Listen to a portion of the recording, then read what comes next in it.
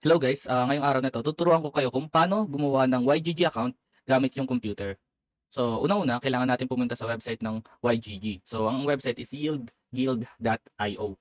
So, itong mga links na gagamitin ko, ilalagay ko na lang siya sa description box or sa description ng video na ito para sure na tama yung gagamitin nyo. So, ito sa yieldguild.io. Pag nakapunta na kayo dito, magkakaroon ng makikita nyo yung option na sign in. So, click nyo lang tong sign in, tapos pwede kayo mag-sign in with email or connect wallet. So, gagawin ko is sign in with email na lang ako. Kasi ito yung gagamitin kong email address. Yan. Next lang natin. Tapos kapag ka ganyan na siya guys, may marireceive kayong link sa email nyo. Puntahan nyo lang yun. Yan. Ito sa akin. Ito. Kita nyo to. Tapos click nyo lang tong itong website na to or yung link na to. Tapos madadirect na kayo sa website ng YGG. So ito kasi kanina guys, gumagawa na ako ng video pero feeling ko medyo complicated pa siya. So kaya inulit ko. Pero yung sa first time na open nyo, sa pag-create nyo ng account, merong dyang pop-up. Ang nakasulat doon is connect Discord and connect wallet. So skip nyo lang yun. Kasi gawin na lang natin siya sa settings. So skip nyo yun, tapos sabay next nyo lang hanggang sa makapunta kayo dito sa website na to. So ang importante dito guys, yun nga, punta tayo sa settings. Yan. Tapos manage connection. Tapos dito, magkakaroon tayo ng options dito kung ano yung mga kailangan natin i-connect. So, ang kailangan natin is MetaMask, Ronin, Discord, at Twitter. So, kanina, sabi ko kasi inyo, gumawa na ako ng video, kaya na-connect ko na itong MetaMask sa Ronin ko. Pero turuan ko kayo kung paano siya i-connect. So, unang-una, punta lang kayo dito sa metamask.io para ma-install niyo yung extension. So, click natin tong Get MetaMask. So, idagdag sa Chrome or install to Chrome. Yan. Para sa mga dati ng merong MetaMask, puwede niyong gamitin yung dati niyong MetaMask. So, kung wala pa, yun mag-create na lang tayo ng bago. So ito, create new MetaMask wallet. Pero since nakakagawa na ako kanina, import existing wallet yung gagawin ko. Pero okay lang naman yan. Create new wallet, ang magkakaroon lang naman yan ng option dito. Kunyari ito, I agree lang natin 'to, at sabay ilagay ng password. Tapos magkakaroon ka ng secret recovery phrase. So, yung secret recovery phrase na yan is i-keep nyo, itago nyo. Huwag nyo ipapakita sa lahat or sa ibang tao. Kasi nga, kapag nakita nila yan, chances, yun nga, ma-hack yung account nyo. So, napaka-importante na secure yung secret recovery phrase nyo. Pero sa etong video na ito, i-reveal ko yung secret recovery phrase ko kasi nga, hindi ko naman ito gagamitin account na to. More on for tutorial lang naman. Para lang din aware kayo na ganito pala siya. So, basta yan, secure wallet nyo lang, tapos next nyo hanggang sa makarating tayo. Since meron na 'tong, um, yun nga, since meron na akong MetaMask kanina na na-install, i-aano ko na lang siya, la-login ko na lang siya. Wait lang, remove ko lang 'to, ta's install ko lang ulit, yan. Ito kasi yung ito yung secret recovery phrase na nagawa ko kanina.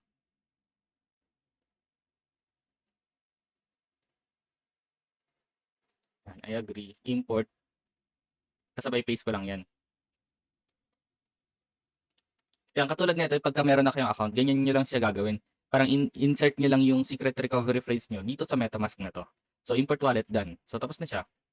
So, gano'n lang siya kadali guys, meron na kayong MetaMask wallet. Tapos sa Ronin wallet naman guys, para hindi na kayo mahirapan, itong secret recovery phrase ng MetaMask niyo, puwede niyo rin siyang gamitin do'n sa mismong, um, Ronin wallet. So, pakita ko sa inyo kung paano. So, dito natin siya search, Ronin wallet.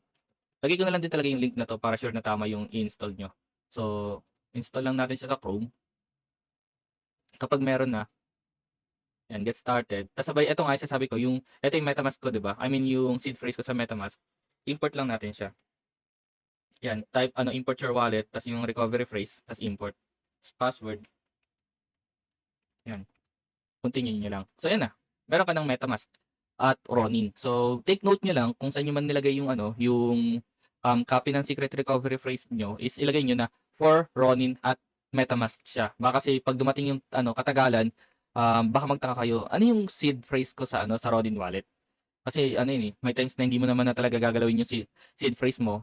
Tapos sabay, pag naalala mo na lang na i-check or parang something na accident na nawala yung Ronin wallet mo tapos kailangan mo siyang i-install ulit, yun, at least aware ka na iisa yung seed phrase ng MetaMask mo at yung Ronin wallet mo. So, ganun. Tapos sabay balik tayo dito sa my Yield Guild website. Refresh nyo lang to. Yan. Tapos sabay connect nyo na yung MetaMask saka yung Ronin wallet. Parang more on lalabas yung pop-up ng website or netong MetaMask tapos sabay connect or sign in niyo lang. Basta lahat ng nakasulat dito, i-click niyo lang naman yun. Hanggang sa nung nakasulat dito sa connected na siya, ganyan. Parang ganyan yung kakalabasan niya. Tapos isa sa mga importante guys, balik na tayo sa pinaka main ko account para makita niyo talaga yung itsura. Yan. Isa sa pinaka-importante guys ng YGG is kailangan same lahat ng pangalan nyo na gagamitin. So halimbawa, dito sa may sa may Discord ko, ang pangalan dito is Darkness08. Ito nakita niyo to, Darkness08 itong pangalan dito. Yung yung username, optional lang naman siya. Ito kasi yung username sa Discord. So optional lang naman siya na kapareho rin ng Darkness08. Pero as much as possible nga dapat same sila. Pero ito yung pinaka-importante lang, Darkness08. Tapos ito Dark Innocent, ito yung ko username. So ito yung pinaka-importante, Darkness08, nakita niyo Darkness08 diyan sa may Discord ko. Tapos sa Twitter ko, yan, nakasulat din Darkness08. Yan. Ito, optional lang din naman to na kapareho ng ng Darkness08. Pero mas maganda na same lang sila. Kunyari, Darkness08 dito, Darkness08 din dito. Tapos sabay Darkness08 dito, Darkness08 din dyan. Para mas maganda.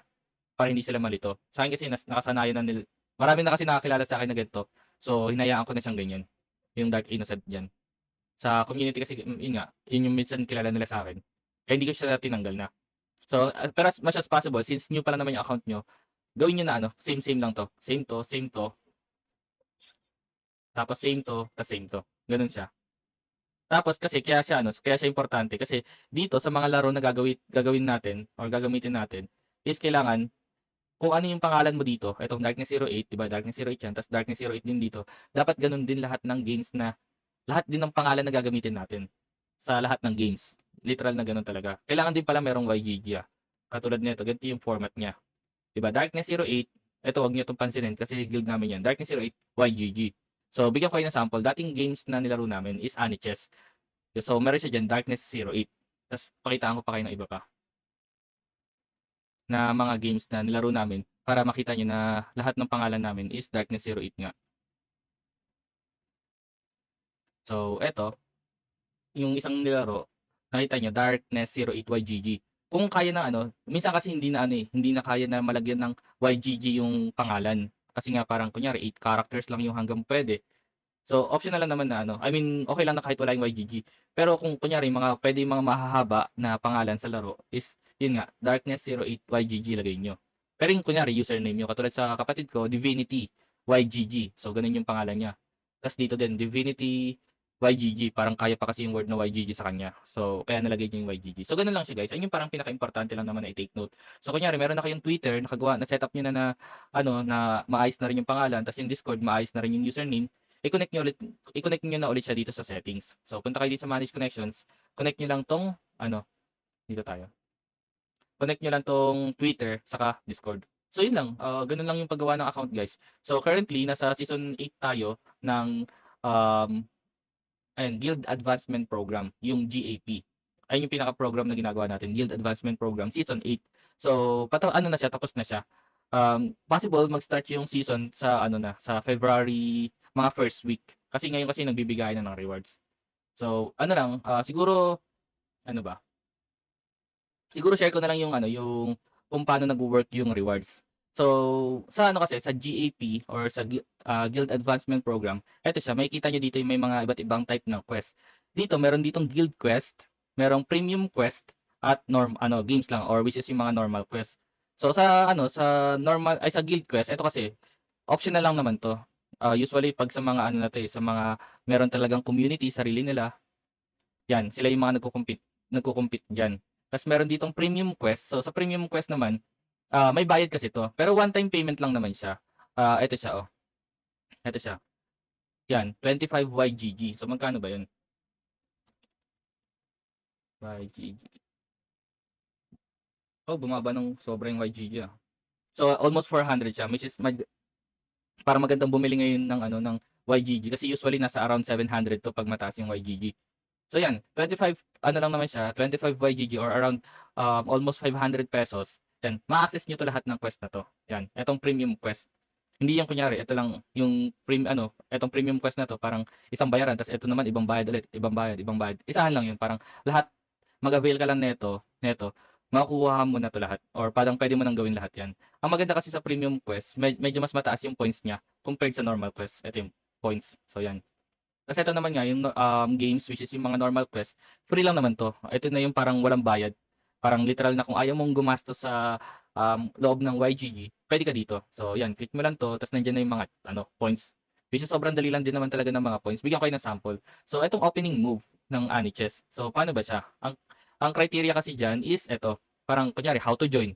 Nandito yung ano, yung instruction. So sabi dito is, um, go to Aniches website. Tapos sign up ka lang ng account using referral code ng YGG. So 'di ba 'pag 'yan pagpunta mo dito gagawa ka lang daw ng account, ta's meron dun part na parang ilalagay mo yung referral, ta's ilalagay mo lang yung word na YGG. Ta's yun na, at least ano sabi niya is play at least one quick match game. Isang beses lang, maglalaro ka lang ng isang beses, I mean gagawa ka lang ng account, tapos maglalaro ka lang ng isang beses, tapos mo na kaagad yung quest. So mare-receive mo dun is 400 YGG points. So ganun siya. So automatic ano na siya, sa'yo na kaagad 'tong points na 'to para naglaro ka lang ng isang beses, meron ka na kaagad 400 YGG points.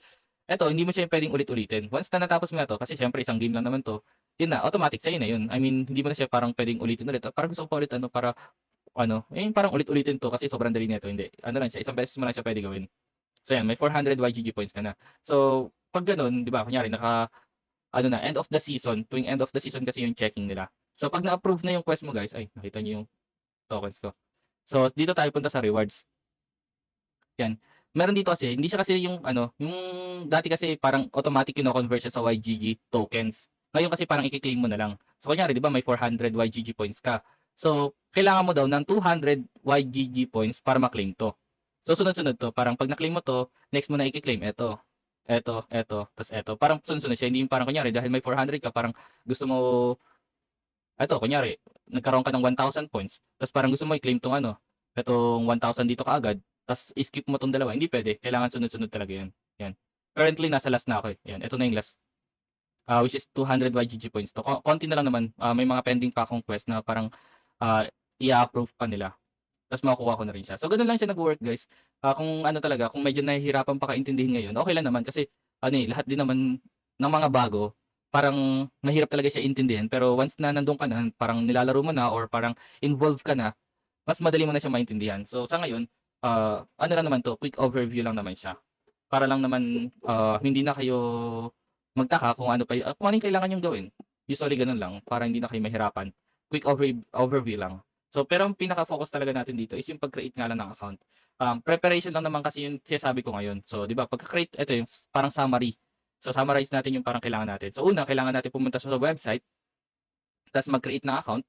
Kapag naka-create na tayo ng account 'yan, meron na tayo, punta lang tayo sa settings. Tapos sabay sa manage connections, i-connect natin yung mga kailangang ano, kailangan. So yun nga, MetaMask, Ronin Wallet, Discord, at Twitter.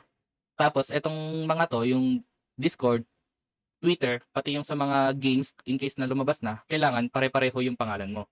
So yun nga, tulad sa'kin, Darkness08, sa Discord 'yan, tapos sabay sa Twitter, 'yan, Darkness08, tapos yung sa games nga rin, Darkness08YGG. 'Yan, huwag niyo rin pala kalimutan yung word na YGG, ganito. 'Yan, Darkness08YGG, tapos sabay Darkness08YGG. So gano'n siya magpapangalan. So 'yan, lahat 'to preparation lang sa pag-create ano, preparation lang sa magaganap na season 9 ng ano, ng YGG. So kung may tanong kayo, puwede niyo naman akong i-message or yun nga, mag-comment na lang sa video, tas sabay sasagutin ko na lang. So yun lang guys, thank you and bye-bye.